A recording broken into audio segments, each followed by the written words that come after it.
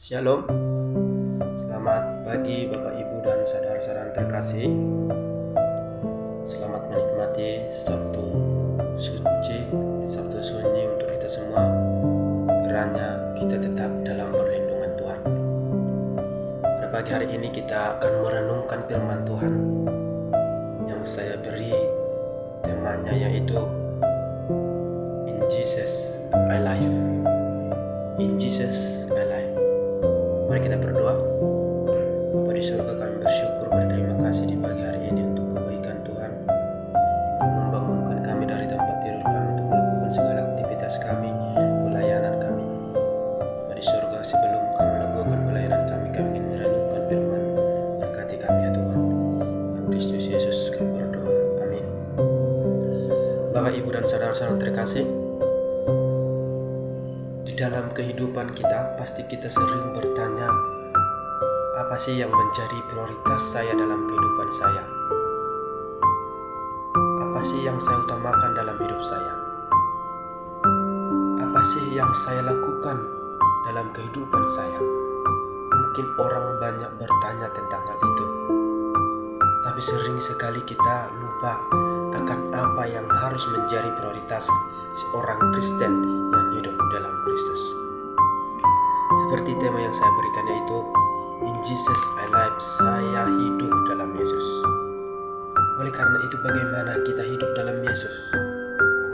Bagaimana kita tinggal di dalam Yesus? Kehidupan kita bagaimana kita serahkan dalam Yesus?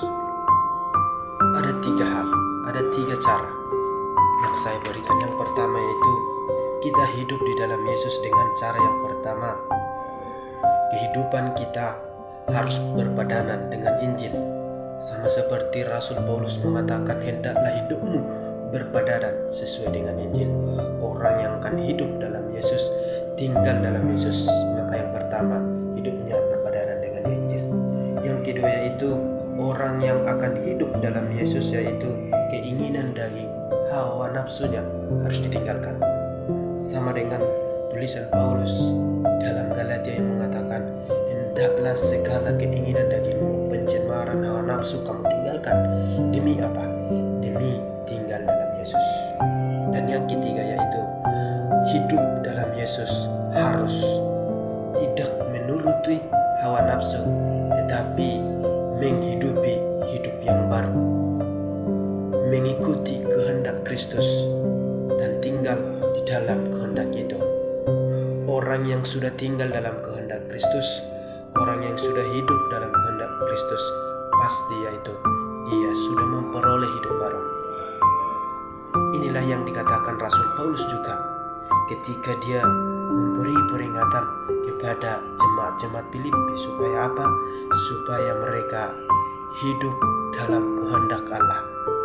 Di dalam kehidupan mereka hidup dalam kehendak Allah. Yang pertama, Paulus menantang mereka supaya hidup baru ada di dalam kehidupannya. Sama dengan Yesus ketika memperingatkan muridnya pada saat itu supaya hidup menurut kehendaknya dan hidup baru dalam Allah. Itulah yang menggambarkan yang akan membawa kita dalam kehidupan kita untuk Allah. Oleh karena itu, saudara-saudara terkasih, hendaklah kita hidup dalam Kristus, kita tinggal di dalam Kristus dan mengutamakan hidup kita dalam Kristus. Amin.